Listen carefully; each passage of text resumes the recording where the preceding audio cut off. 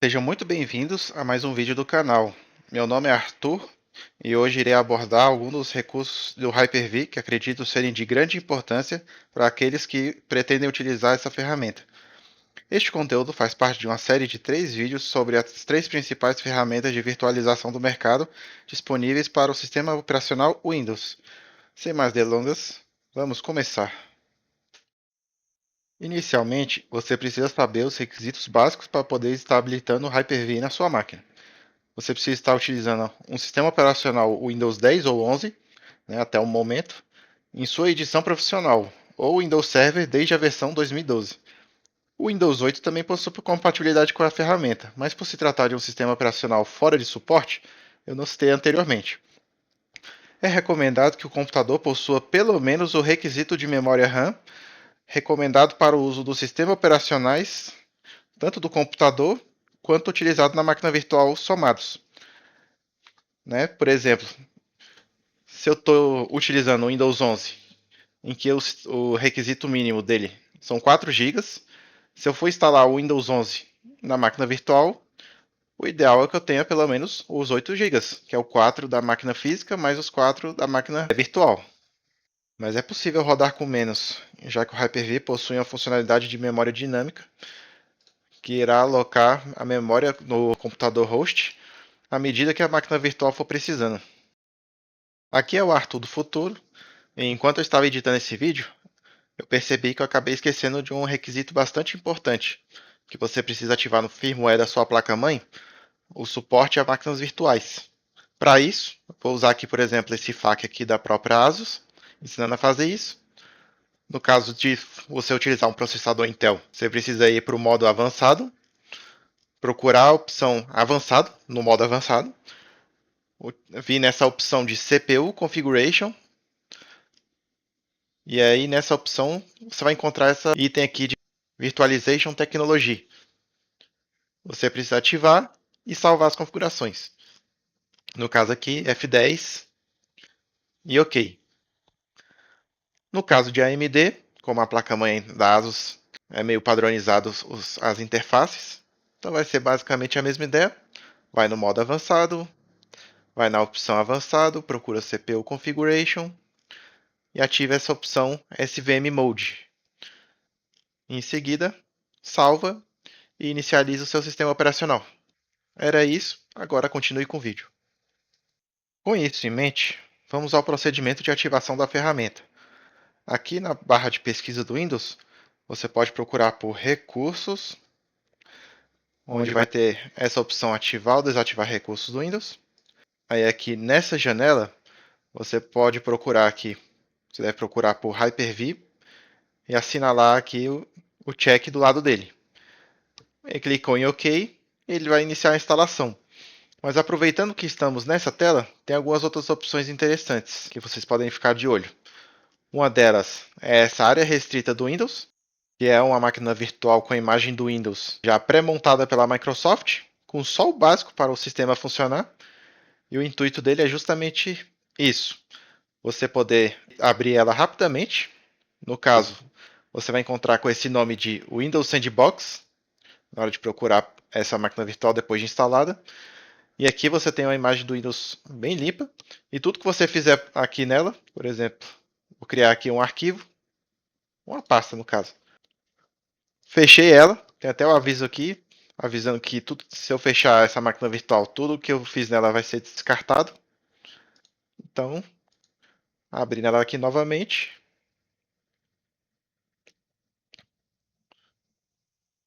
E aquilo que eu fiz já foi descartado imediatamente. Nada foi salvo. É uma boa opção para se você estiver apenas buscando realizar alguns testes básicos, né? Mas caso você precise de uma máquina virtual completa, vamos prosseguir. Aqui mais abaixo também nós temos essa opção plataforma do hipervisor do Windows e essa outra aqui que é Virtual Machine Platform. Caso você tenha interesse em utilizar outras ferramentas de virtualização ao mesmo tempo em que o Hyper-V está habilitado, essas duas opções vão ser muito importantes para que essa outra ferramenta funcione sem você precisar desativar o Hyper-V anteriormente. E por último, temos esse subsistema do Windows para Linux, que nada mais é do que o tal do WSL que o pessoal comenta por aí, que ele faz parte dos mecanismos que utilizam o Hyper-V, onde aqui na Microsoft Store já possuem várias imagens de Linux que já utilizam esse recurso e você pode instalar diretamente no seu computador sem precisar criar uma máquina virtual completa. Então, nessas máquinas virtuais criadas aqui na Microsoft Store, ela já tem várias integrações automáticas com o Windows, enquanto na máquina virtual pura você precisaria criar essas compatibilidades e compartilhamento de recursos. E tem várias distribuições. Tem várias versões do Ubuntu, tem a própria versão do Kali, Debian. Aí você escolhe aquela que mais tiver de acordo com as suas necessidades. Caso você apenas queira utilizar o seu computador para acessar uma máquina virtual disponibilizada em outro servidor, você também pode estar habilitando apenas a ferramenta de gerenciamento do Hyper-V. Então, você não habilitando essa plataforma do Hyper-V, você não será capaz de criar máquinas virtuais diretamente na sua máquina. Mas com o gerenciador, você pode conectar a outros servidores no domínio da sua empresa ou da sua casa e gerenciar como se estivesse na sua própria máquina, diretamente pelo console do Hyper-V. Então, depois de assinalar todas as opções que lhe forem interessantes, você clica aqui em OK, o Windows irá começar a fazer o procedimento de instalação e ao final irá solicitar a reinicialização do seu computador. No caso, como o meu já está instalado, eu vou só fechar e prosseguir daqui por diante. Também existe uma versão do Hyper-V em formato de sistema operacional, chamado de Hyper-V Server. Aposto que vocês já ouviram falar de vários sistemas operacionais Linux nessa proposta, de ser um sistema dedicado a máquinas virtuais. Pois saiba que o Hyper-V também possui uma versão nesse estilo. E assim como eu mencionei anteriormente, você pode estar instalando apenas esse gerenciador do Hyper-V, que também funciona com esse Hyper-V Server. Ou seja, você conecta diretamente numa máquina com esse Hyper-V Server instalado e gerencia ele todo pela sua máquina pessoal, utilizando apenas esse console. Agora, vamos à criação de uma máquina virtual. Para isso, você possui duas opções: a criação rápida, no caso, o próprio Hyper-V vai te oferecer algumas opções de sistemas operacionais. Você pode basicamente selecionar um aqui. No caso, se eu não me engano, a localidade deles vai vir por padrão em inglês. Ou você pode aqui embaixo selecionar uma fonte de instalação local, que você precisa ter baixado uma imagem no seu computador antes de iniciar a instalação da máquina virtual, da criação da máquina virtual, no caso. As mais opções que ele oferece aqui embaixo são apenas o nome que a máquina virtual vai ter e o adaptador de rede que você vai utilizar nessa máquina virtual, que o por padrão é esse default switch. Essa conexão direta aqui foi o que criei no gerenciador de computador virtual, que eu vou demonstrar mais tarde. Os sistemas operacionais exibidos aqui na lista, eles são baixados automaticamente e já pré-configurados na máquina virtual, de forma a você ter que só realizar a instalação e aquela configuração inicial. Mas aqui nós também temos essa opção mais avançada, que é aqui em novo, máquina virtual. Aqui tem só umas instruções iniciais padrões, uma tela de introdução. Aí já na primeira opção que ele oferece é para você definir o nome da máquina virtual. No caso, eu vou escrever aqui VM Linux YouTube. Você tem também a opção de alterar o local em que essa máquina virtual vai ser salva. Posteriormente, eu vou ensinar como alterar esse local padrão para, no caso, já ser oferecido um local mais adequado, que não é esse, o padrão do Hyper-V, é um local bem mais obscuro. Eu que selecionei esse aqui.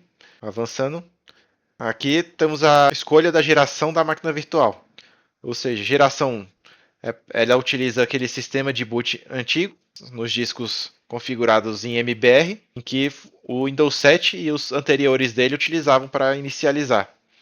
O sistema operacional utilizado nessa geração podem ser convidados em 32 bits ou 64 bits. Praticamente qualquer sistema operacional do Windows 10 ou anterior podem ser instalados em uma máquina geração 1. Mas no caso nós temos a geração 2, que é uma máquina virtual mais moderna, que ela precisa de sistemas operacionais compatíveis com o EFI, e no caso esses sistemas eles são apenas em 64 bits, então podem ser Windows ou Linux, desde que tenha o suporte ao Wi-Fi, apesar de que tem uma pegadinha caso você queira instalar o Linux utilizando essa máquina virtual. Então vou estar criando a máquina virtual geração 2 para instalar o Linux, que eu já demonstro já essa pegadinha. Avançando, será solicitado o uso de memória e se a memória dinâmica vai estar ativa ou não. No caso, eu vou colocar memória de inicialização apenas 2 GB, que no caso é a memória que a máquina virtual vai alocar no sistema operacional principal antes que a máquina virtual tenha o seu sistema operacional inicializado, onde ele vai conseguir monitorar a memória e alocar dinamicamente. Então essa memória aqui ela é apenas a memória básica antes do sistema inicializar na máquina virtual. Em seguida, nós temos a seleção de conexão. Eu vou estar selecionando aqui o Default Switch, que é a conexão padrão do Hyper-V. Nessa etapa, nós temos a criação do disco. No caso, eu vou selecionar aqui 20 GB apenas, que é o suficiente para demonstração. E vou trocar o local para um disco mais rápido. Esse aqui, que é um SSD só para agilizar os testes. Você também tem a opção de selecionar um disco que já existe no seu HD, ou você pode anexar um disco mais tarde. Avançando aqui para a próxima opção, você tem a opção de instalar um sistema operacional mais tarde, ou você pode instalar, já selecionar a imagem direto por aqui. Não sei porque essas opções de máquina virtual geração 1 estão sendo exibidas aqui, talvez algum bug na interface, alguma coisa assim. Mas no caso, a única opção que funciona na geração 2 seria essa aqui de imagem. Eu vou estar selecionando aqui a distribuição Ubuntu mais recente. Aqui você vai ter um breve resumo de tudo que foi selecionado nas configurações anteriormente e concluir. Pronto, sua máquina virtual foi criada. Você pode clicar com o botão direito e clicar aqui em conectar, ou também pode estar clicando fazendo um clique duplo para abrir a janela de visualização da máquina virtual. Como ela está desligada, é oferecida aqui a opção de iniciar. Mas antes disso, eu vou configurar aqui a memória dinâmica, que por padrão o Windows coloca esse valor meio absurdo, né, o Hyper-V, e eu não quero que a máquina virtual possa usar toda a minha memória disponível. Então vou limitar aqui em 4 GB e deu. Aqui antes de eu mostrar a pegadinha de como configurar um Linux na máquina do Hyper-V geração 2, eu vou tentar inicializar ela do jeito que está aqui. Pode ver, a imagem está instalada aqui, mas o Hyper-V não identificou. Eu vou estar revertendo ela aqui, só para ela desligar sem salvar nenhuma alteração, já que eu não fiz nenhuma. Então aqui em arquivo, configuração, temos aquela janela de novo de configuração. E a pegadinha é simples. Você vem aqui em segurança, desmarca aqui inicialização segura e pronto, ok. Máquina Linux preparada para instalar. Aqui eu vou deixar a instalação iniciando. Enquanto ela vai rodando em segundo plano, eu vou continuar a demonstração das outras opções no menu do Hyper-V. Na instalação, não vou fazer ela até o final em vídeo, porque seria um desperdício de tempo, já que para uma pessoa configurar uma máquina virtual, ela tem que pelo menos saber configurar um sistema operacional. Pelo menos é a minha visão.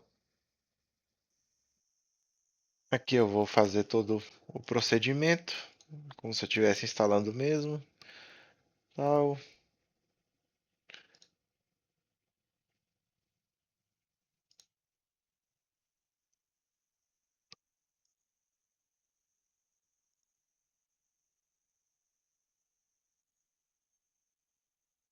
Vou instalar a padrão.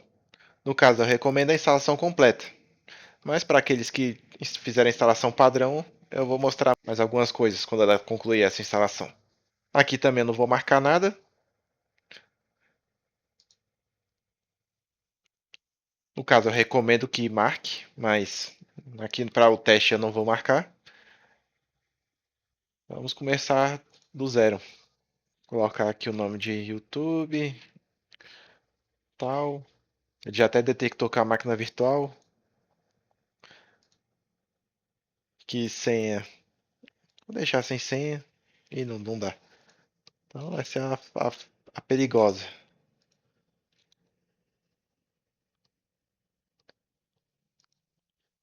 E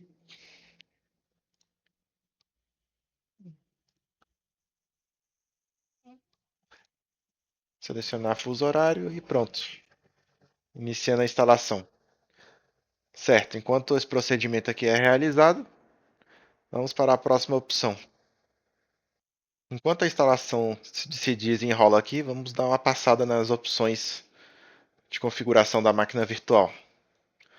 Primeiramente, você pode adicionar um hardware, pode ser uma controladora SCSI, não sei se chama SCSI, né, eu fico na dúvida. Enfim, pode ser um adaptador de rede ou um adaptador Fibre Channel. No caso, essa primeira opção do SCSI é para você poder adicionar mais uma controladora de discos, para poder colocar mais discos virtuais na sua máquina virtual. Adaptador de rede, você pode fazer várias configurações de redes diferentes, seja, por exemplo, várias VLANs ou alguma configuração específica. Você pode ter múltiplos adaptadores. O mesmo serve para esse adaptador Fabre Channel. Essas opções aqui que estão bloqueadas, né, no caso o SCSI e o Fabre Channel, é porque são opções que não podem ser instaladas com a máquina virtual em andamento. Aqui em firmware, nós temos a ordem de boot, aquele famoso ordem de boot para você selecionar o pendrive de instalação, quando você tem que fazer uma instalação limpa no computador. Você acessa o setup ou acessa o boot menu e seleciona o pendrive para inicializar a instalação do sistema operacional. Aqui embaixo tem com as configurações relacionadas à segurança, a inicialização segura, o módulo de plataforma confiável, que é o famoso TPM, que é um requisito para você poder estar instalando no Windows 11. Com o TPM ativo, você pode também ativar essa opção de criptografia do estado do tráfego de migração da máquina virtual, que eu não sei bem para que serve isso, mas talvez seja interessante depois, quem tiver interesse, pesquisar mais a respeito, mas não é algo que eu considere crítico. Assim como essa opção de blindagem.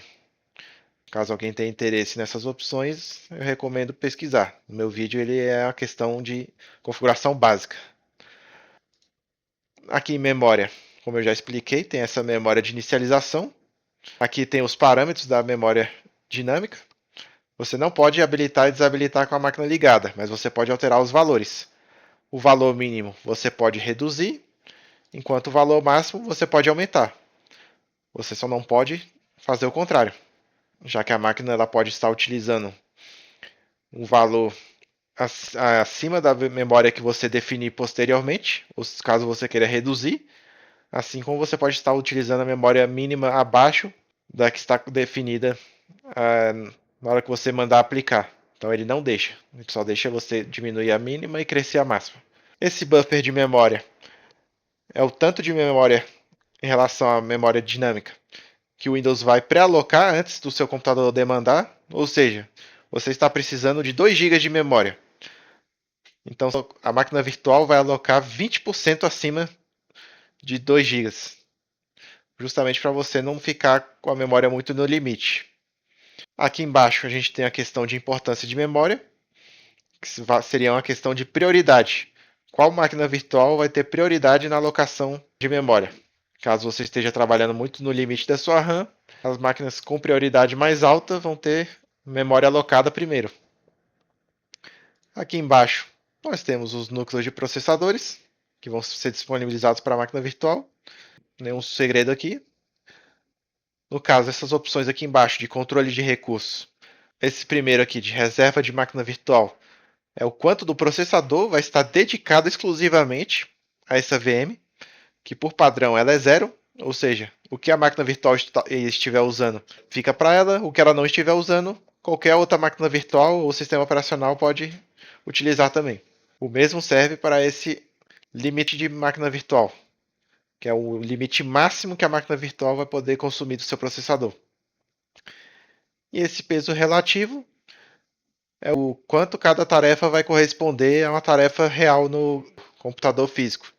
Ou seja, se você tem uma tarefa que ela ocupa uma thread na máquina virtual, com esse valor 100%, ela vai ocupar uma thread na máquina física também. Se você colocar 200%, ela vai ocupar duas threads. Ao mesmo tempo, se você colocar 50, um processo com duas threads na máquina virtual vai consumir apenas uma thread na máquina física, o que vai causar uma lentidão da máquina virtual, mas é uma forma de você economizar recursos, dependendo da quantidade de serviços que você precisa ativar ao mesmo tempo em uma única máquina. Aqui no controlador SCSI, você pode escolher entre adicionar discos rígidos, unidade de DVD ou unidade compartilhada. No caso, os discos rígidos, né, os HDs, famosos HDs, unidade de DVD seriam essas unidades para você poder alimentar com imagens, para poder fingir que é um CD dentro da máquina virtual. E essa unidade compartilhada, eu confesso que eu nunca consegui usar essa opção. Me parece ser uma opção interessante para usar um disco virtual em várias máquinas ao mesmo tempo, mas eu nunca consegui usar. Acabei utilizando outro método para fazer isso. Aqui em placa de rede, você pode configurar qual o comutador, assim como foi solicitado na hora de criar a máquina virtual. Você pode alterar depois, aqui nas configurações. Pode criar identificadores para VLANs, né, administradores de redes vão saber do que se trata. E aqui embaixo você pode limitar as larguras de banda mínima e máxima que essa máquina virtual poderá trafegar na rede. Por exemplo, caso você queira simular uma internet ruim, você limita a banda máxima em um valor bem baixo. Ou caso você precise de disponibilidade acima de tudo, você pode limitar a banda mínima para que essa máquina virtual tenha aquela quantidade de rede exclusivamente dedicada a ela. Aqui embaixo você pode alterar o nome da máquina virtual e escrever uma descrição para caso essa máquina virtual seja utilizada por outras pessoas, você pode deixar alguma mensagem aqui referente ao que se trata, configuração, forma de uso, etc. Aqui embaixo tem um serviço de integração, que é mais útil para administradores de domínio, para poderem fazer atividades remotas no Hyper-V. Aqui o ponto de verificação. É basicamente você salvar o estado da máquina virtual agora. Então, no caso, ponto de verificação padrão, ele isola os dados atuais e cria um disco virtual diferencial. Ou seja, esse disco diferencial vai pegar todos os dados diferentes do disco original e criar uma espécie de banco de dados para saber o que ele tem que alterar no original para que o computador entenda os arquivos que estão realmente em uso na máquina virtual com esse ponto de verificação ativo. O ponto de verificação automático, toda vez que você liga a máquina virtual, ele já vai criar um ponto de verificação aqui. Caso você precise reverter, facilmente você pode clicar aqui na máquina virtual e clicar nesse botão de reverter, que ela volta exatamente ao ponto em que esse ponto de verificação foi criado. E aqui em cima nós temos outra opção, que é o ponto de verificação de produção. Que isso aqui é caso você tenha uma situação em que é imprescindível você ficar criando backups da máquina virtual. Então, ao invés de você ter que fazer o procedimento manualmente, você pode criar pontos de verificação, que ao invés de ele criar apenas um disco diferencial e congelar o estado anterior, ele cria uma cópia da máquina virtual no momento em que você criar o ponto de verificação.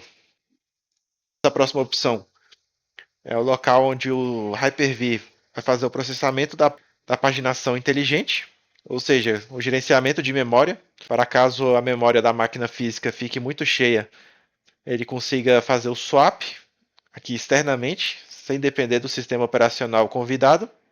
A próxima opção aqui de ação de início automático é a ação que ele vai tomar no momento em que você liga o computador. E as opções são: não vai fazer nada, iniciar automaticamente se a máquina estava em execução quando parou, ou sempre iniciar a máquina virtual.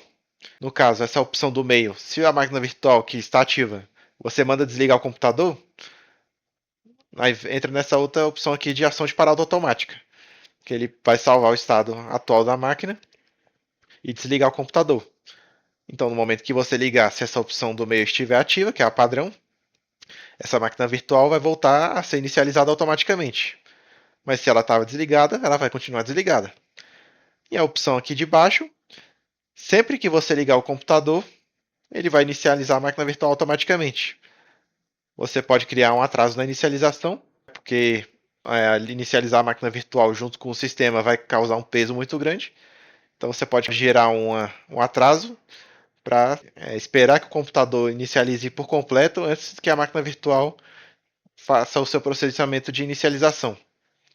Então, voltando aqui para a parte de ação de parada, é justamente o oposto. No momento que você desliga o computador, o que acontece com a máquina virtual? Por padrão, é essa ação de salvar o estado da máquina virtual, que ele basicamente salva toda a memória RAM da máquina virtual no disco, que aí, posteriormente você pode inicializar a máquina virtual do exato momento em que ela parou. Você também pode desativar a máquina virtual, seria basicamente você puxar o seu computador da tomada, ou desligar o sistema operacional, onde a máquina virtual vai enviar um comando para o sistema operacional falar: Sistema operacional, desliga aí. Então ele vai fazer o procedimento como se tivesse ido no botão de desligar e confirmar o desligamento aqui, né, esse power off, no caso aqui do Linux. Mas é compatível com todos os sistemas operacionais, que é como se você apertasse o botão de desligar do seu computador, em caso de desktop. No caso de notebook é um pouco diferente, porque quando você aperta o botão de desligar, ele só hiberna o computador. Ele não chega a desligar completamente.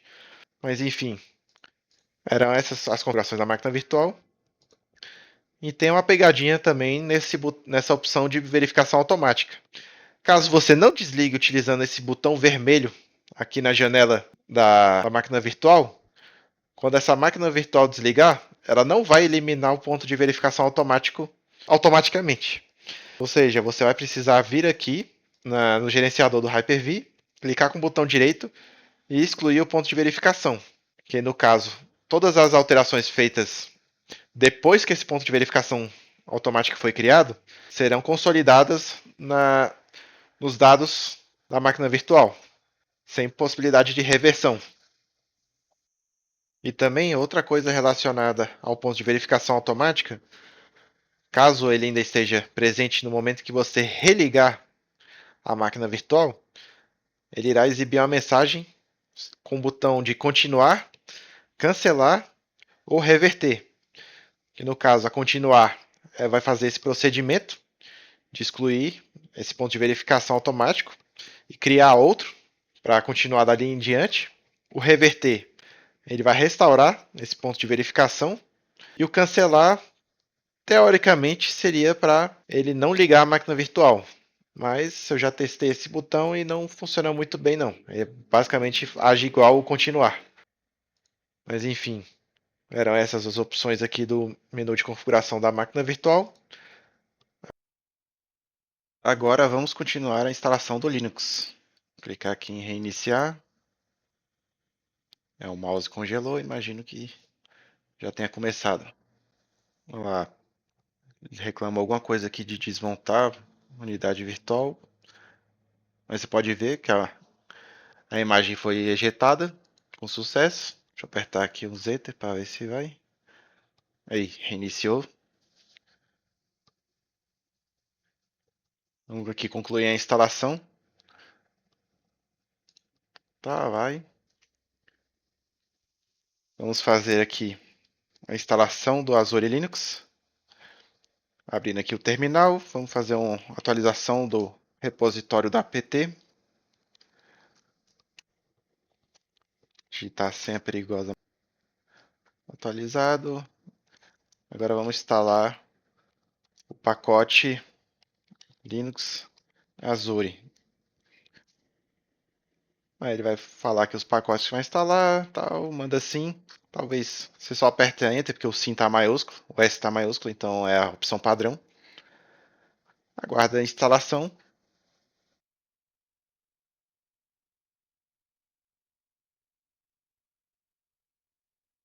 Então pronto, a instalação concluiu. Aí antes de reiniciar, aqui ó, olha como o mouse está lento. E aí se eu vier aqui nas configurações de exibição, não tem nenhuma outra resolução ou qualquer outra configuração aqui para fazer. Então vamos reiniciar para que a instalação do pacote seja finalizada.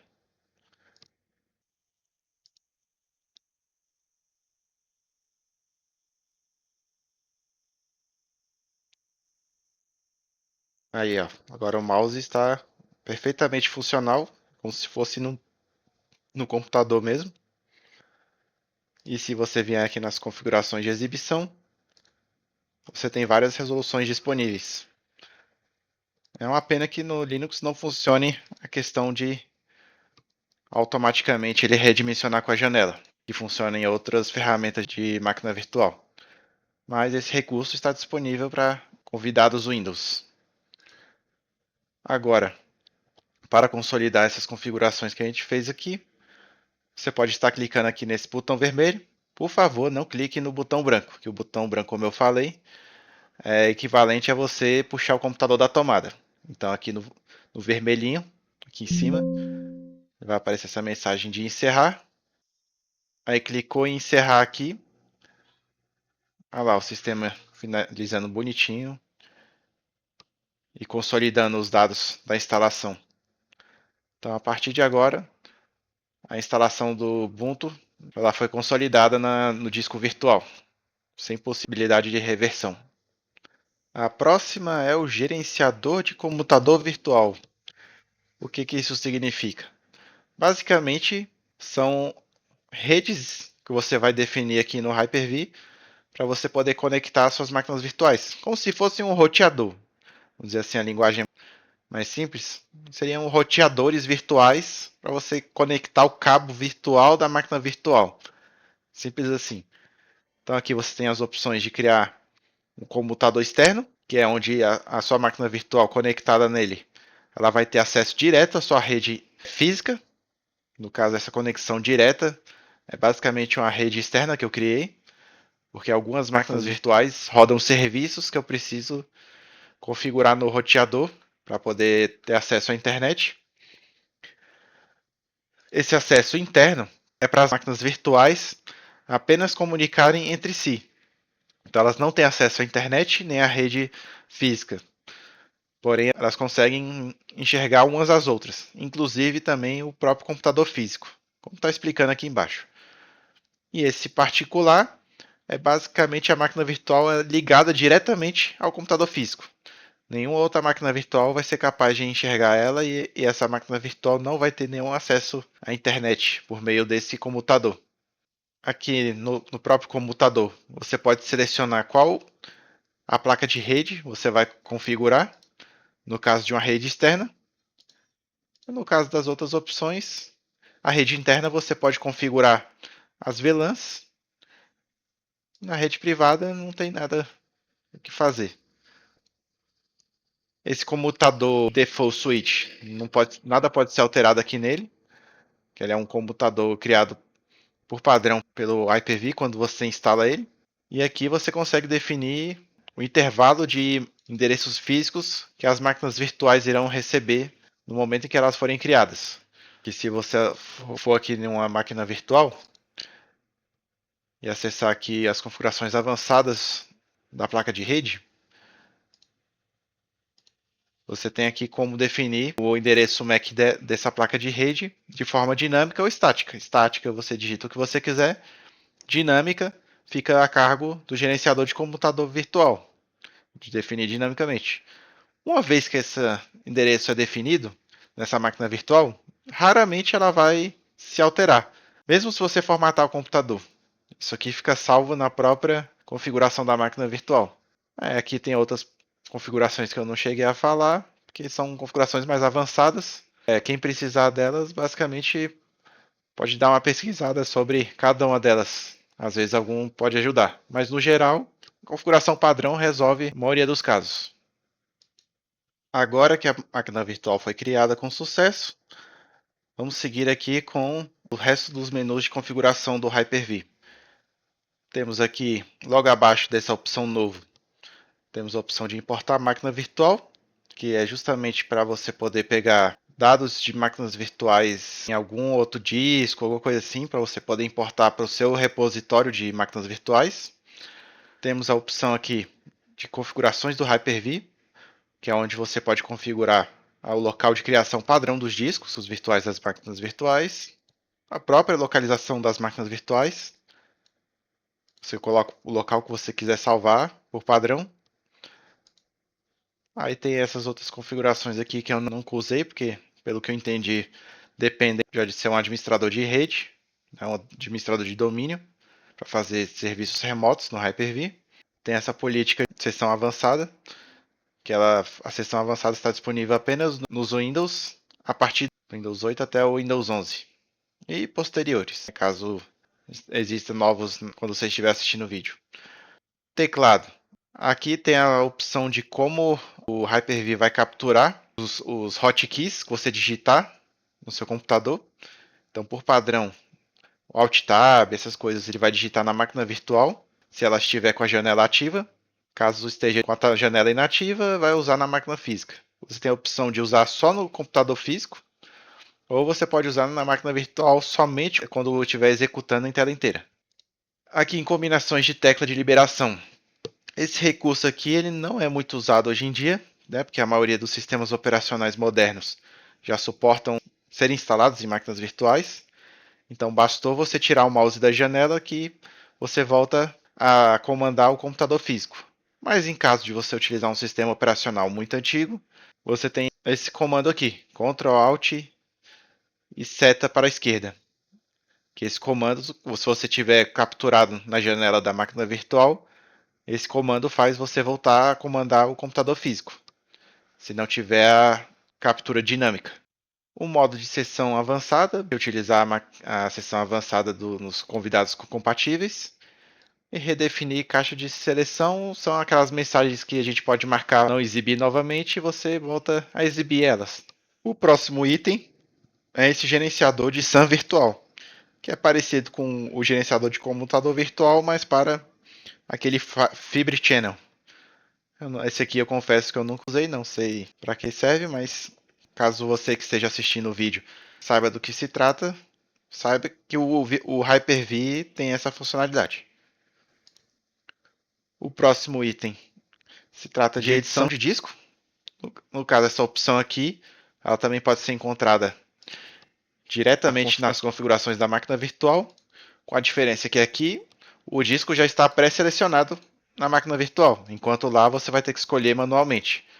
Então a opção editar aqui do gerenciador do Hyper-V é igual a esse botão editar nas configurações da máquina virtual, onde você vai ter as opções de compactar o disco, ativar a compactação do NTFS para que esse disco ele ocupe menos espaço físico no disco.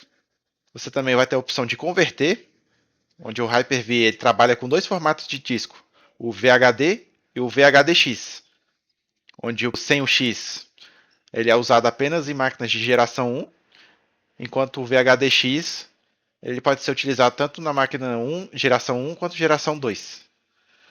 Então, converter serve para você criar uma cópia desse disco em qualquer dos formatos que você quiser. E o expandir, você literalmente faz isso. Você define um tamanho, viu que esse tamanho não é suficiente, você pode expandir e alterar esse valor.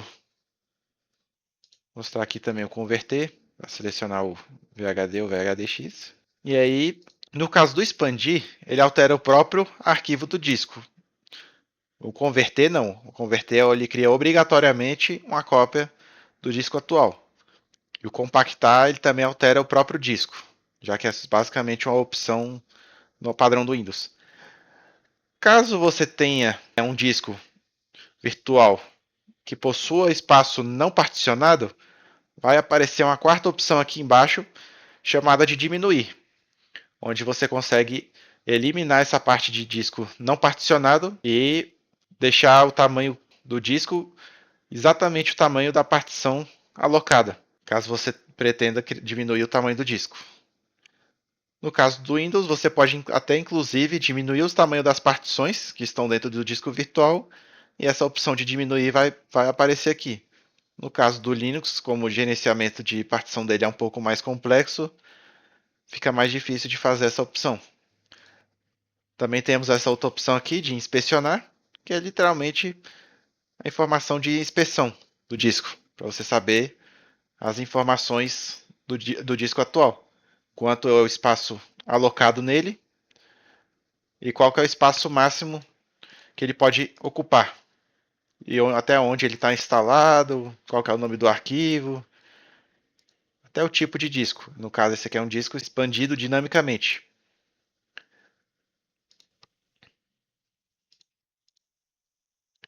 Inclusive, essa é uma questão que eu esqueci de abordar anteriormente. Vou até fingir que eu vou criar um disco rígido aqui para poder demonstrar isso. No momento em que você vai criar um disco, ele te dá essa opção aqui, de tamanho fixo ou disco de diferenciação. No caso, vou explicar cada um deles. O disco físico, ele vai pegar exatamente o tamanho que você definir nessa etapa aqui, que nem se eu definir aqui 40 GB, então no momento em que eu concluir a criação desse disco, ele vai ocupar os 40 GB. Enquanto a expansão dinâmica, ela vai aumentando o tamanho do arquivo desse disco virtual à medida que eu for usando ele. E esse disco de diferenciação, eu basicamente vou definir qual que é o disco que ele vai se basear. Então, esse disco ele vai conter apenas as informações que estão diferentes do disco pai, né, que é o disco que eu selecionar como referência. Então, é o que basicamente o ponto de verificação das máquinas virtuais faz. Ele cria um disco de diferenciação. Se você quiser desfazer, ele só exclui o disco de diferenciação, que o disco pai vai estar intacto, sem nenhuma alteração. Aqui também nessas opções novo, como não é usado, eu vou explicar aqui rapidamente, a gente pode criar um disquete. Basicamente isso. Você vem aqui, seleciona onde é que você vai salvar esse disquete e ele cria uma imagem de disquete. Como o disquete configurável aqui é o padrão de 1.44 MB, ele nem te pergunta qual a capacidade do disquete, já que é fixo. Muitos que estão me assistindo não devem nem saber o que é disquete. Mas resumindo, é aquele botãozinho de salvar que na maioria dos programas é um quadradinho. Aquilo ali já teve uma representação física. O próximo botão aqui disponível é esse parar o serviço, que no caso ele vai parar o serviço, né, como o próprio nome diz, seja na sua própria máquina local ou na máquina remota que você tenha adicionado aqui na lista. Esse remover servidor é basicamente remover um item daqui da lista. Atualizar. Ele é atualizar a sua lista de máquinas virtuais, caso você tenha feito, por exemplo, uma alteração remota e com essa página aberta fisicamente, e aí essa atualização não foi refletida aqui imediatamente. Então você atualiza, ele vai puxar as coisas que você fez remotamente. Exibir. Basicamente você adicionar colunas novas ou remover as colunas que já tem. Ajuda. Você vai ter aquela ajuda básica do Windows. Esse conectar aqui é equivalente a esse conectar aqui, que também é equivalente a você clicar duas vezes. Né? Ele vai abrir essa janela. A configuração também. Configurar aqui essa janela de configuração, igual essa aqui. O iniciar, você pode inicializar a máquina virtual sem abrir a janela. Pode iniciar direto por aqui. O ponto de verificação, você vai criar o ponto de verificação aqui embaixo, de forma manual. Esse aqui, ele é ignorado pelo ponto de verificação automática. Ou seja, se eu mandar inicializar a máquina virtual, ele não vai criar outro, ele vai manter apenas esse. E se eu desligar a máquina virtual, independente de como for, esse ponto de verificação não será excluído. A não ser que eu venha e exclua manualmente. Mover é literalmente isso, mover a máquina virtual do ponto em que ela foi criada para um segundo ponto. Exportar é fazer o pacote com os arquivos da máquina virtual que eu posso importar em outro local. E excluir é remover esse item da lista. No caso, além do item ser removido da lista, o arquivo de configuração dessa máquina virtual também é apagado. Porém, o seu disco virtual permanece intacto e você precisa ir lá apagar manualmente. E uma última coisinha, cuidado com a velharia que você instala aqui, porque nem tudo funciona. Você pode ver aqui alguns sistemas bem antigos que eu tenho instalado aqui. Apenas desses aqui, apenas o Windows 2000 e o Windows XP que funcionam. Né, os sistemas anteriores a ele não funcionam. Por exemplo, aqui, vou até mostrar. Iniciar o Windows 98. Olha lá, esse aqui é o procedimento logo imediatamente após concluir a instalação.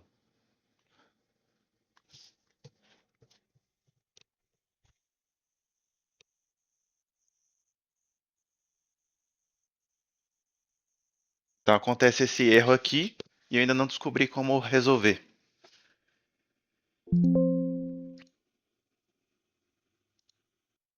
Mas se eu vier aqui e iniciar o Windows 2000,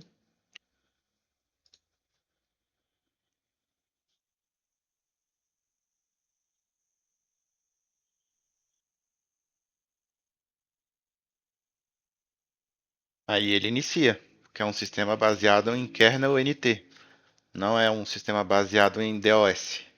E aqui acontece aquela situação de sistemas antigos que eu havia comentado.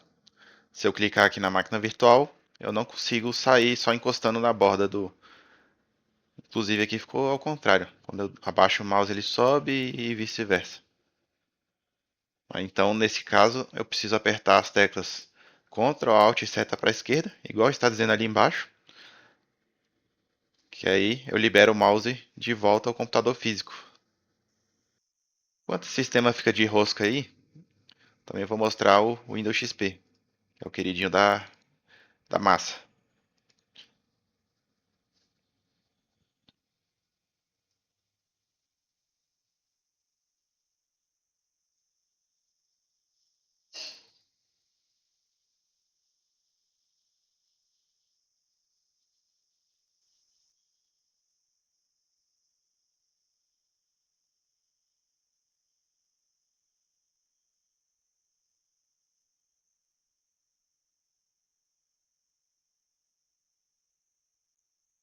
Aí, ó, já esse aqui funciona razoavelmente bem.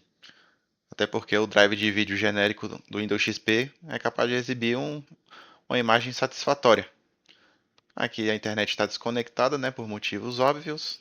Né, sistemas antigos na internet são um extremo perigo, mas o Windows XP funciona direitinho.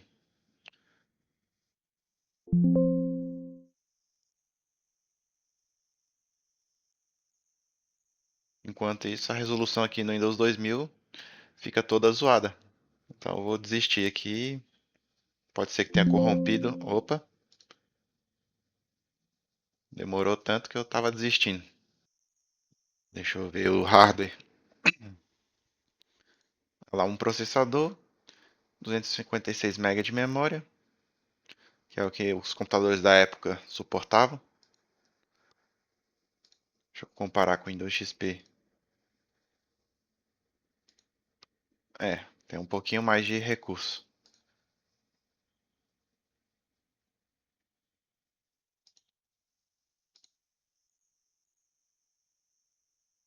Tem placa de rede conectada também.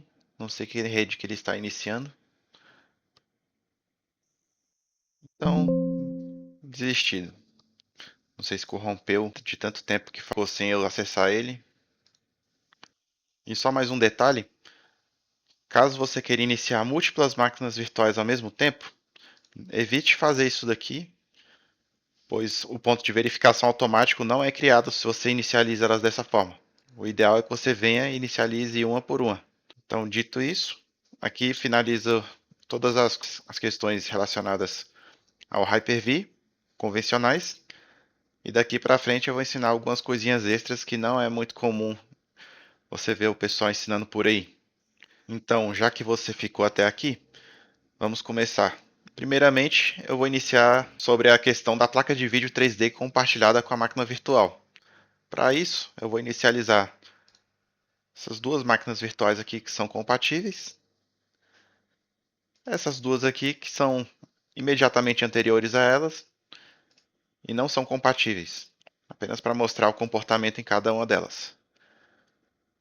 Então, inicialmente, vou mostrar aqui pelo Windows 11.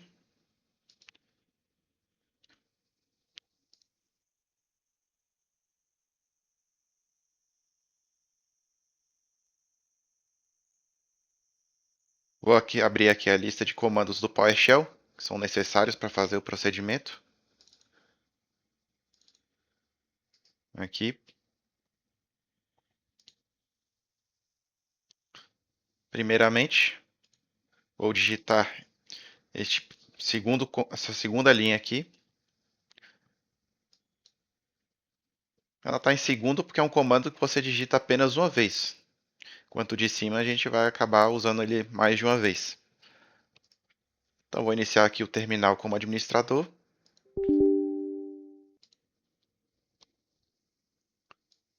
Colar o comando. Trocar o nome para Windows 11.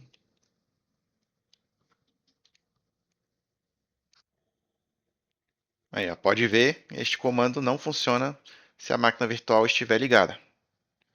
Então, o primeiro erro que eu cometi foi esse. Eu preciso desligar a máquina virtual para rodar esse comando. Mas o que acontece se eu rodar esse comando de cima, sem que o comando de baixo tenha sido inicializado, tenha sido rodado antes?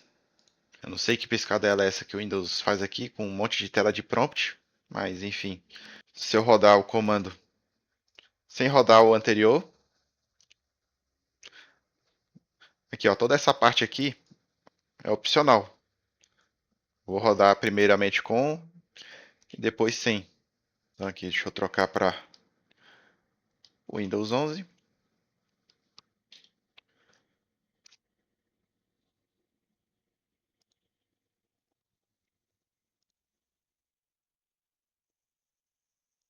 Apareceu um drive de vídeo aqui, estranho. Mas, olha lá, pegou o nome da placa de vídeo, mas ele não inicializou. Beleza, isso aqui poderia ter acontecido sem rodar o driver. Então vamos remover. Para remover, eu preciso simplesmente dessa primeira parte do comando. Não funciona assim. Então é mais fácil pegar aqui só esse pedaço aqui.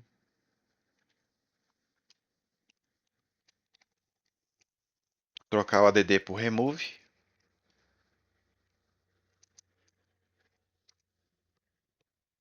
E pronto, a placa de vídeo sumiu. Agora, só para eu poder copiar os arquivos para dentro da máquina virtual, eu vou trocar para a seção avançada.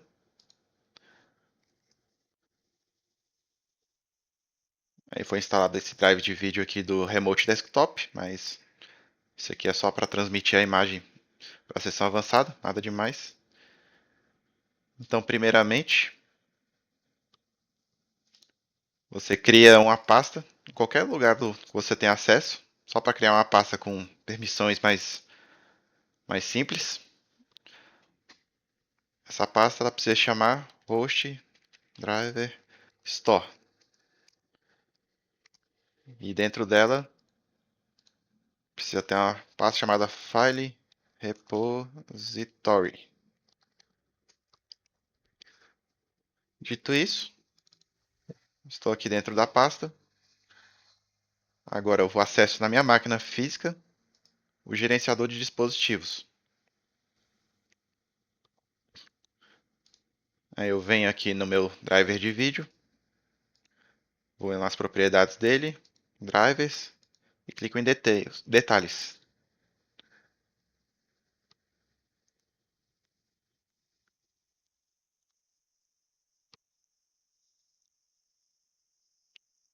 Depois você vai até o final da lista e procura essas pastas aqui, que é o nome do seu driver de vídeo na pasta do repositório. No meu caso aqui é esse U0415. Então vamos navegar até lá. Deixa eu abrir aqui o meu C2 pontos. Vou aqui em Windows, System 32, Driver Store, aqui, File Repository, e vou lá na letra U. Tem duas letras U. O que eu procuro é 411534. 411534, essa segunda aqui. Então eu venho copiar, venho na máquina virtual, colar dentro daquela pasta. Host Driver Store, File Repository. Com a pasta copiada aqui, eu volto até a raiz, pego essa Host Driver Store, recorto ela. Também funciona se eu só copiar, mas eu prefiro recortar. Não tem por que ela existir ali. Vou no mesmo caminho. Olha lá, C, dois pontos, Windows, System 32. E aqui eu colo aquela pasta. Vou colar aqui. O sistema vai me reclamar, falando que precisa ser administrador. Eu confirmo para continuar. E está aqui a pasta. Se eu atualizar, ela está aqui. Host Drive Store. Não confundir com a Drive Store. Essa pasta aqui você não mexe. Você só mexe nessa Host Drive Store. E agora com o driver aqui, eu vou adicionar novamente. Vou até usar esse comando completo aqui.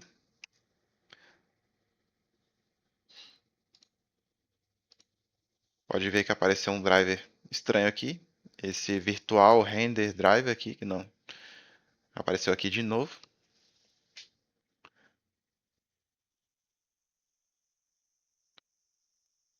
Mas não funcionou. Por que não funcionou? Porque falhou aquele primeiro comando. Então vou até mostrar aqui, mesmo reiniciando.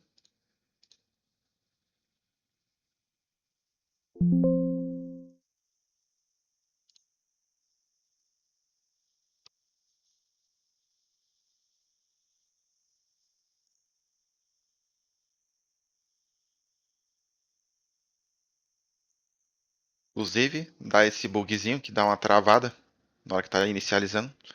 Que é ele tentando carregar o driver de vídeo.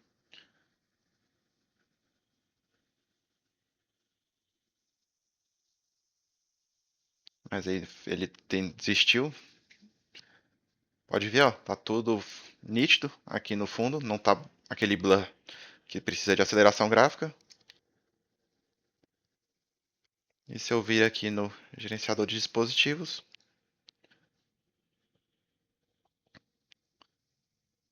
continua não funcionando. Que código 43. Então vou até reverter aqui a máquina virtual para o jeito que ela estava antes. Pronto, ela, o ponto de verificação foi restaurado com sucesso. Deixa eu rodar novamente aquele comando. Agora rodou sem problemas. Aí eu vou inicializar novamente.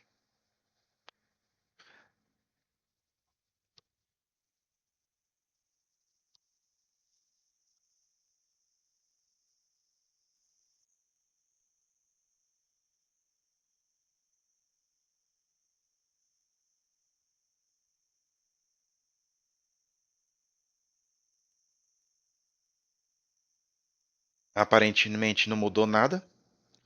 E realmente não há nenhuma mudança perceptível.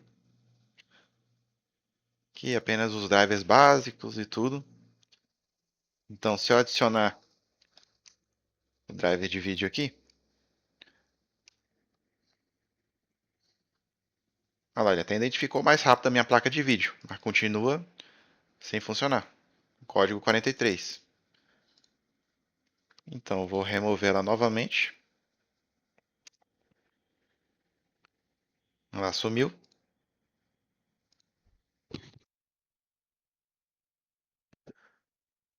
Vou criar aquelas pastas de novo. Aqui, host, driver, store,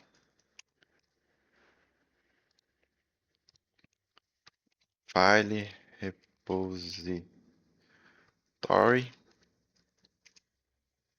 Eu vou fazer só um ajustezinho. Como eu criei essa pasta aqui numa pasta que eu tenho acesso como usuário e não como administrador, então deixar, eu posso simplesmente ir lá no mesmo caminho, ó, C dois pontos, Windows, System, System 32. Eu não sei que prompts são esses que piscam aqui, mas coisa do Windows 11. Eu colo aqui na System 32, vai me exigir permissão de administrador, beleza.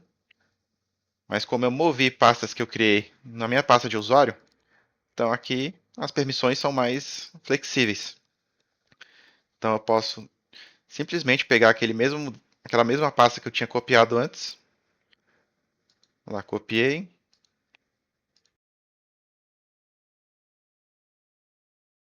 E com o driver aqui, eu posso simplesmente rodar aquele comando novamente. Que rodou com sucesso. Lá, a tela piscou e já instalou o driver aqui. Posso até baixar aqui o Furmark, né, um benchmark bem conhecido.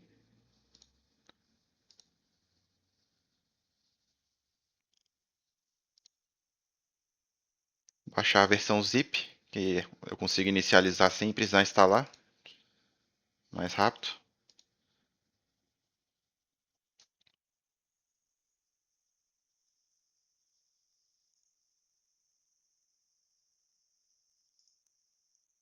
Aí eu vou extrair aqui, de qualquer jeito.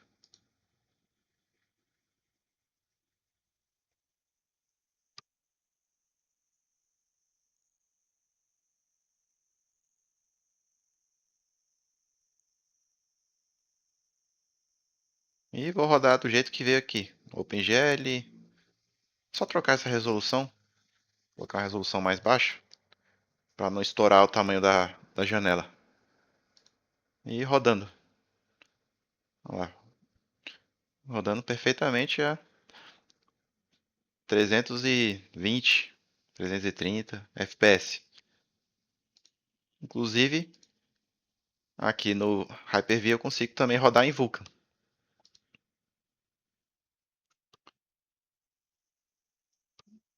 Olha lá, 300, 290 FPS. Mas cuidado com a questão do Vulkan, porque não é qualquer aplicação Vulkan que roda não. Algumas com instruções mais complexas e de versões mais avançadas do Vulkan não vão rodar aqui na máquina virtual, mesmo que rodem na máquina física. E também nada de DirectX 12 e nem Ray Tracing, e nem aquelas outras tecnologias do DirectX 12 Ultimate. Então, só para comprovar que o procedimento funciona, vou remover novamente o driver de vídeo. Para remover é um pouquinho mais chatinho, pode ser até que dê uma crashada na máquina virtual. Olha lá, piscou tudo, mas voltou. Reiniciou o Explorer. Deixa eu voltar aqui para a pasta do Furmark. Se eu vier tentar abrir ele, olha lá, já está erro do DirectX. Quer dizer, erro de falta de placa de vídeo. E se eu ir lá no System 32 e apagar essa pasta que eu copiei do meu computador, Olha lá, vou excluir. Assim. Deixa eu ver, então eu não consigo apagar ela. Ah, eu consegui mover. Não sei porque ele não deixou apagar. Mas enfim, ela não está mais aqui na pasta. Agora está aqui nos downloads. Se eu vier digitar o comando de novo, voltou a não funcionar.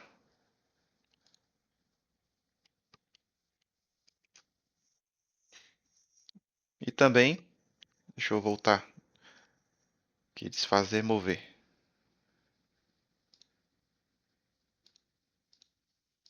Sumiu daqui, voltou para cá. Também funciona se eu digitar aquele comando sem todos aqueles parâmetros. Olha lá.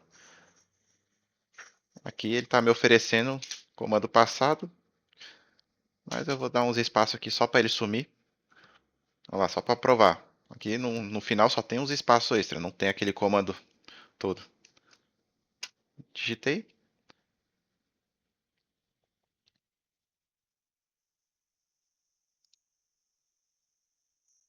É, aí funcionou.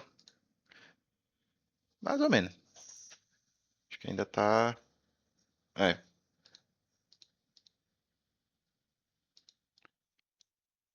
estranho que o gerenciador de dispositivo deu uma congelada.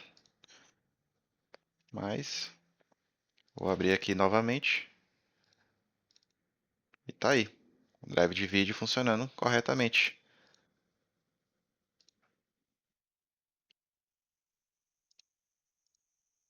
E o explorador de arquivo também zoou.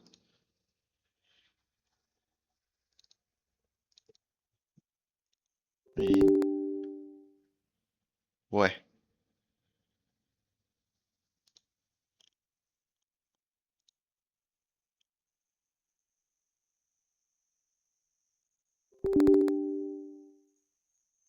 não sei se ficou algum cache, vou reiniciar aqui.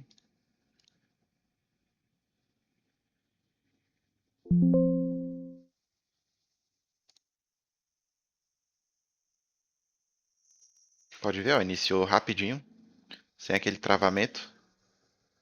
Ficou o blur. Foi até bom que eu testo isso, mostro isso pra vocês.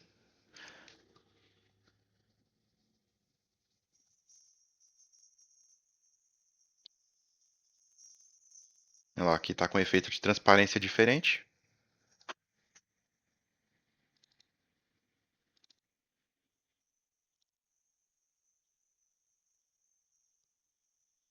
E o Formark parou de frescura. Voltou a funcionar normalmente.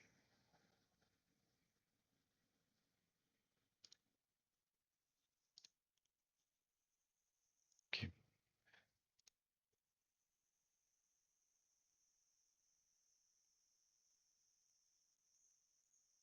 E é isso sobre placa de vídeo 3D. Agora eu vou mostrar nas outras máquinas. O que que acontece? Vou fechar aqui, fechar aqui, fechar aqui. Inicialmente o Windows 10. Vou já habilitar a sessão avançada logo.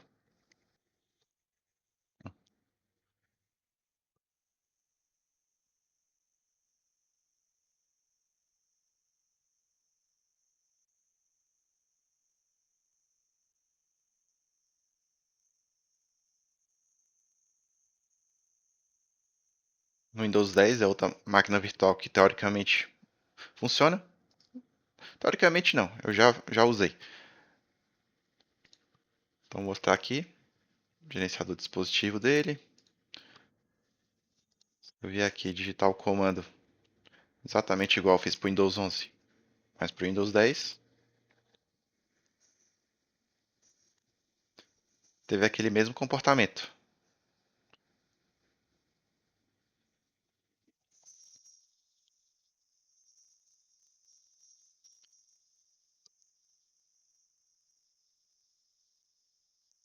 Olha lá, mesmo comportamento, erro código 43, porque eu não digitei o outro comando, tal.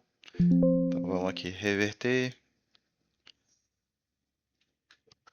Vou digitar aquele comando aqui, só trocando de Windows 11 para Windows 10, tal. Vamos iniciar aqui novamente.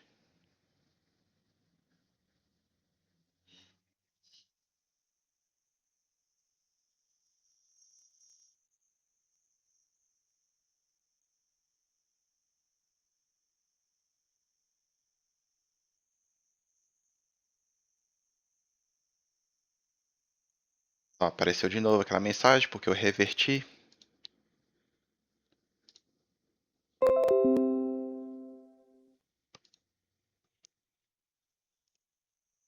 Aqui, gerenciador de dispositivos. Eu vou adicionar aqui o Windows, a placa de vídeo no Windows 10.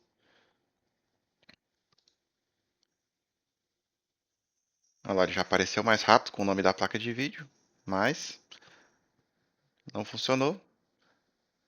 Inclusive, ao invés de eu remover aqui, para ficar mais fácil, eu vou remover aqui. Olha lá, vou só desabilitar. Aqui, ó, desabilitei.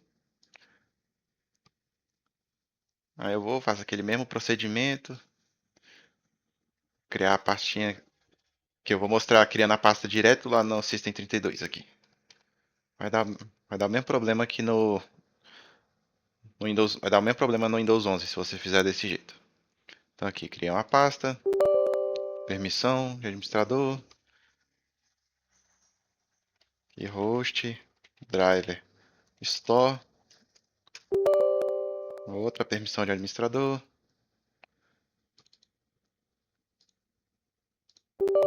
outra permissão de administrador, file, repository, outra permissão de administrador.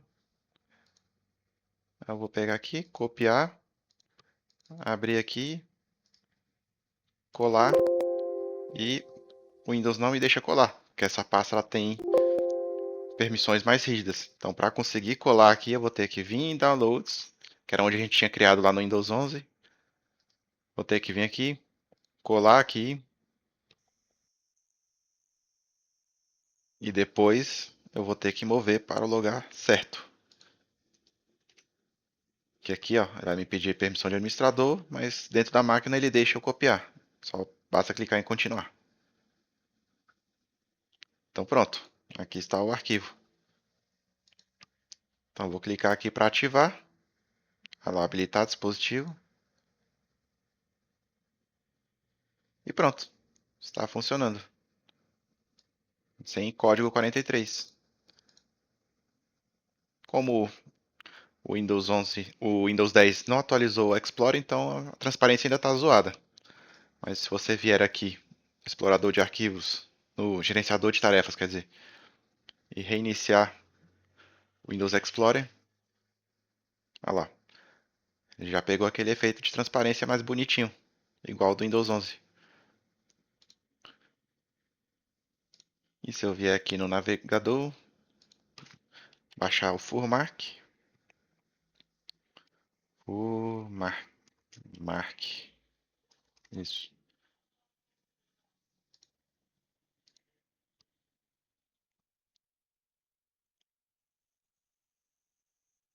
Mesma coisa, baixar a versão zip.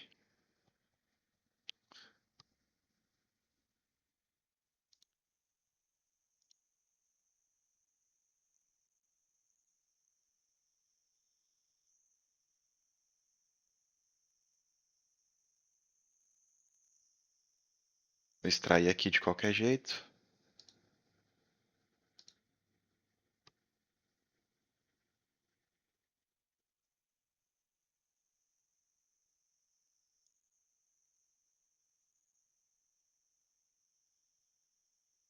E funcionando. Vou rodar do jeito que veio, inclusive aqui, só para mostrar o que acontece. Olha lá, só fica uma janela muito grande. Não é nada demais. Vou até rodar na mesma resolução para mostrar o desempenho. Olha lá, mesma resolução que estava no Windows 11. Olha lá, rodando a 266 FPS. Ó, 280, deu uma crescida. E rodando em Vulkan. Crashou. Tentar de novo. Crashou de novo. É, não sei porque que no Windows 10 não rodou em Vulkan. Mas enfim, o OpenGL e DirectX funcionam.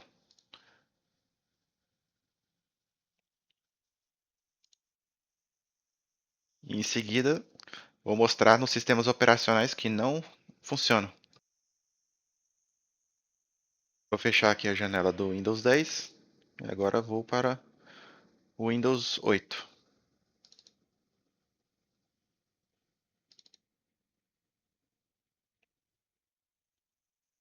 Vou até inicializar na seção avançada.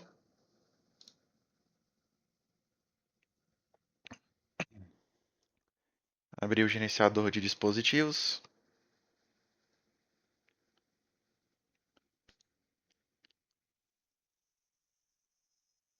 Eita, o Windows 8 não tinha nenhum drive de vídeo para Remote Desktop.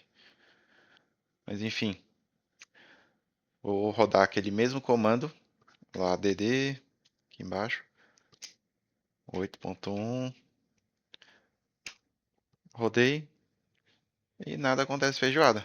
Apareceu esse dispositivo desconhecido aqui. Não adianta o quanto esperar. Olha lá, o erro é diferente, ó, erro 28. O driver não está instalado. Então não adianta nada eu vir até mostrar todo o procedimento. Lá vou reverter, igual eu fiz com todas as outras. Vou rodar aquele primeiro comando, 8.1, rodei,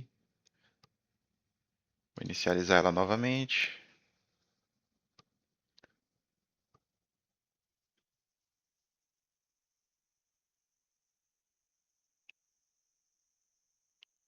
O Windows 8 ele só oferece sessão avançada quando dá para usar o Remote Desktop. Olha lá, agora estou na sessão avançada.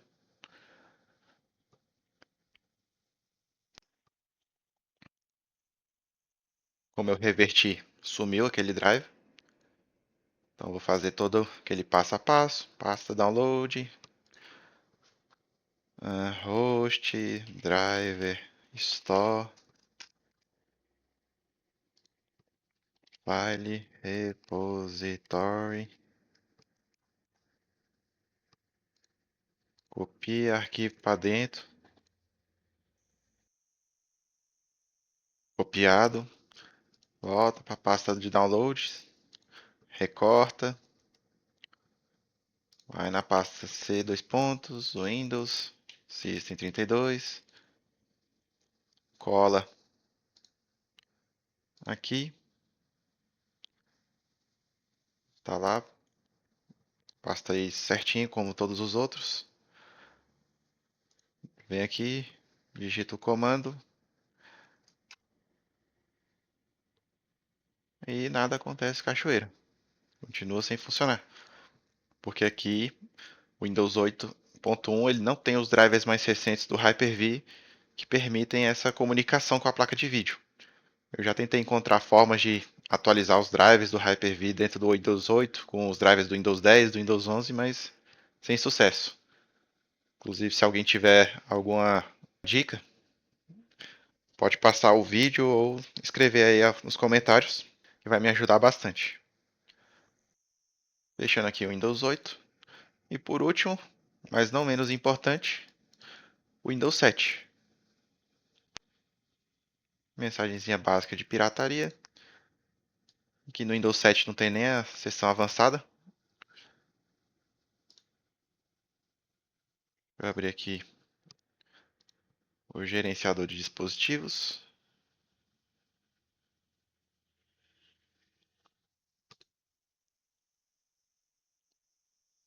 Aqui eu não vou nem me aprofundar tanto como eu cheguei no Windows 8.1, porque é mais chato de copiar os arquivos. Então eu vou só tentar o comando. Aqui, vou digitar esse último comando aqui apontado para o Windows 7. E nada acontece cachoeira. Olha lá, chega a ser pior do que no Windows 8.1. Aqui não aparece nem que é um. Inclusive, ele está tentando instalar aqui. Sai. Ó, tá tentando instalar aqui o dispositivo não identificado. Se a gente for ver aqui no Windows 8, que ainda está aberto aqui. Olha lá, ele pelo menos reconhece que é uma placa de vídeo. Display Controller. Enquanto aqui no Windows 7, ele patina, patina e não consegue nem achar do que se trata. Se eu abrir aqui os dispositivos do sistema, ainda não foi instalado. Mas ele costuma instalar um drive aqui falando barramento PCI do Hyper-V não suportado, alguma coisa assim. Ele instala um driver só para dizer que é não suportado.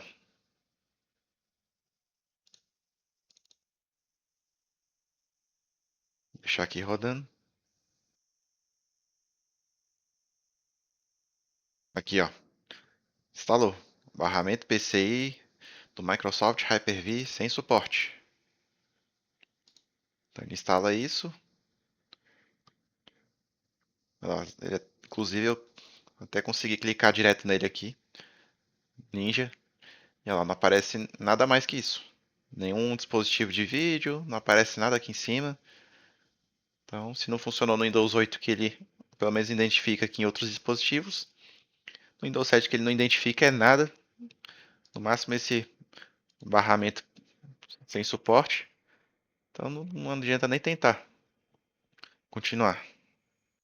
Então, mostrado todas essas peculiaridades sobre a placa de vídeo 3D do Hyper-V, né, vou reverter tudo aqui, revertendo, revertendo. Ah, e um detalhe que eu não cheguei a mostrar, quando a placa de vídeo está instalada, você não consegue criar um ponto de verificação. Eu vou tentar criar e ele não deixa, justamente porque a placa de vídeo está anexada.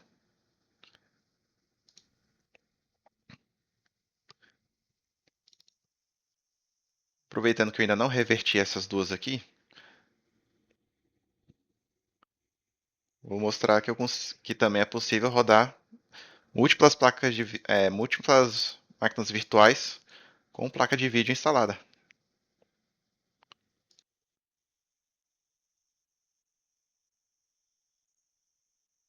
Então, eu vou rodar aqui no Windows 11 em Vulkan mesmo. E aqui no Windows 10 eu vou rodar em OpenGL.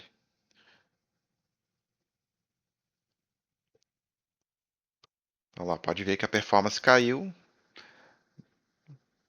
porque as duas vão compartilhar 50%. Então, se eu fechar um aqui, lá, o FPS da outra sobe. Vamos ver se eles dividem exatamente igual. Olha lá, o pico aqui do Windows 7 no OpenGL está sendo 280 e alguma coisa. Agora eu estou rodando aqui no Windows 11 ao mesmo tempo. Olha lá, praticamente 50% para cada. E se eu fechar aqui no Windows 10, olha lá, passa dos 300. Então tem aquele papo que o pessoal fala que o Windows 10 roda jogos melhores. Depende, cada caso é um caso. Aqui no Furmark não foi o caso. Mas enfim, dito isso, vamos para a última parte relacionada à placa de vídeo 3D. Reverter tudo aqui e fechar.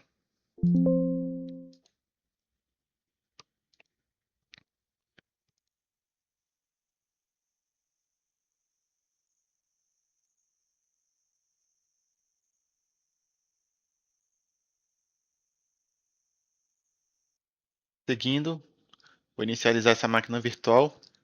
que ela já está parcialmente configurada com a placa de vídeo.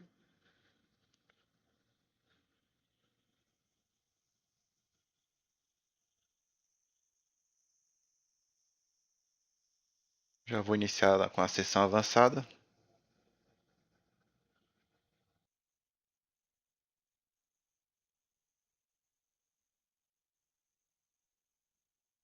Vou mostrar aqui que ela, por enquanto, não está com placa de vídeo.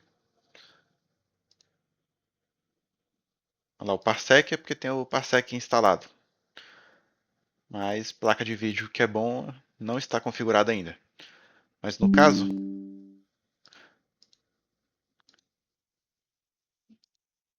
eu configurei essa máquina com o driver anterior. Então se eu vier aqui e executar o comando de adicionar a placa de vídeo,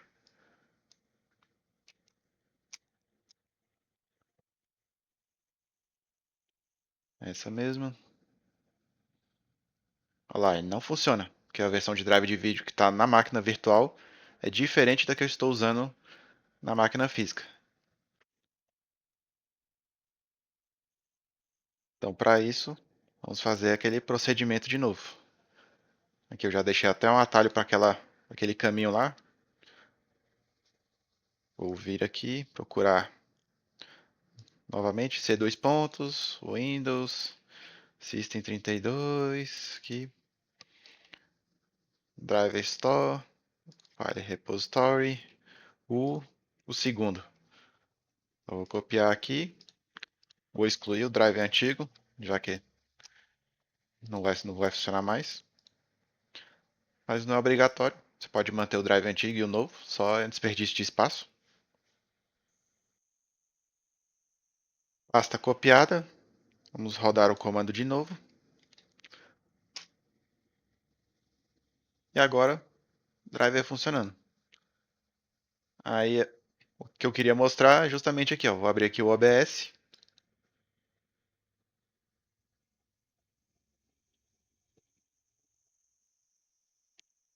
Abrir aqui as configurações.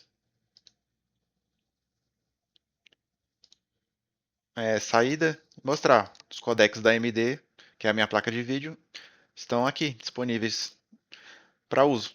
Então, mesmo com você compartilhando a placa de vídeo com a máquina virtual, ela ainda consegue ter acesso aos recursos, não só gráficos, mas também os codecs de vídeo e também alguns recursos mais avançados, como por exemplo o gerenciador de temperatura, aqui no gerenciador de tarefas. Então, apesar de você não conseguir instalar o driver da AMD completinho com o software e todos os recursos, boa parte deles vem aqui para a máquina virtual.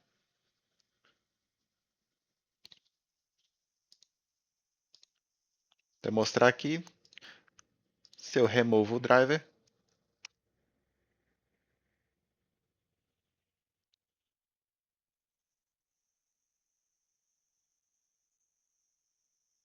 inclusive deu uns bugs aqui, mas nada demais. Olha lá, sumiu a placa de vídeo daqui, tanto que estava até selecionado e deu uma bugada. E aqui no OBS,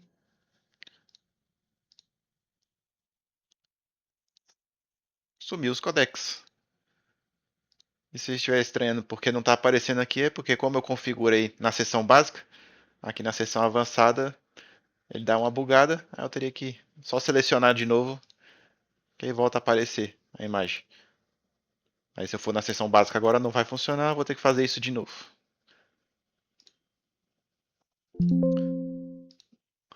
E é isso que temos sobre placa de vídeo no Hyper-V. Agora a próxima etapa é o compartilhamento de dispositivos USB.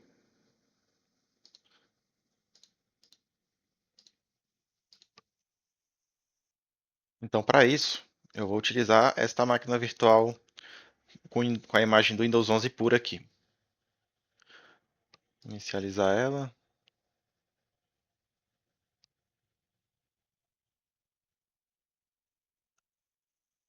Então aqui na seção avançada, você tem essa opção de resolução, normalmente, mas aqui embaixo, nessas mostrar opções, você tem essa opção aqui de poder salvar tudo que você fizer aqui como padrão nesta máquina virtual. Assim, essa janela não será exibida no futuro quando você entrar na seção avançada nela. Você tem essa opção aqui de recursos locais, onde você pode configurar o comportamento da placa de som do Remote Desktop, aqui da máquina virtual, onde ele vai reproduzir o som, se vai reproduzir ou não, se vai pegar o microfone ou não, etc. Você pode compartilhar as impressoras ou área de transferência, você quer usar aquele recurso de copiar e colar arquivos da máquina física para a máquina virtual e vice-versa. E aqui em mais opções é que tem a magia. Normalmente você vai ter apenas esse outros dispositivos PNP, mas aqui no meu tem essa opção a mais aqui, outros dispositivos do Remote FX. O que isso significa? Na opção normal de dispositivos plug and play, não tem nenhum dispositivo aqui visível. Mas aqui no Remote FX tem todos os dispositivos USB conectados na minha máquina. No caso, eu vou demonstrar utilizando o meu volante. Se eu vir aqui na minha máquina física e acessar esse menu de configuração, aqui eu tenho o meu volante. Se eu apertar aqui os botões, tudo está funcionando normalmente. Mas a partir do momento, deixa eu chegar isso aqui para o lado, a partir do momento em que eu vim aqui, selecionei o meu volante, deixa eu confirmar, selecionei o volante, mandei conectar na seção avançada. Assim que eu digitar a minha senha e entrar, pronto. O volante foi desconectado da minha máquina física e conectado na máquina virtual. Tanto que o volante acabou de se autocalibrar aqui. Então, se eu vim no mesmo gerenciador de controles, aqui dentro da máquina virtual, está aqui o volante. Como eu não instalei o driver da Logitech, ele está com o drive genérico. Mas é o suficiente para mostrar funcionando. Aqui as marchas, aqui a borboleta, aqui o ar. Se eu giro olha lá, o volante um pouquinho, ele já mexe aqui na cruz, etc. E a partir do momento em que eu desligo a máquina virtual, ela vai voltar a conectar na máquina física. Isso aqui é uma conexão completa. Diferente da placa de vídeo, que ele só passa os recursos da placa de vídeo para a máquina virtual conseguir usar. Esse aqui não. Esse aqui ele conectou o dispositivo USB diretamente na máquina virtual. Então, se eu for lá no site da Logitech e instalar o driver dentro da máquina virtual, ela vai ficar igual estava na máquina física, com o driver instalado. E a partir do momento em que eu ou sair da sessão avançada, ou desligar a máquina virtual, aqui já volta a conexão com a máquina física.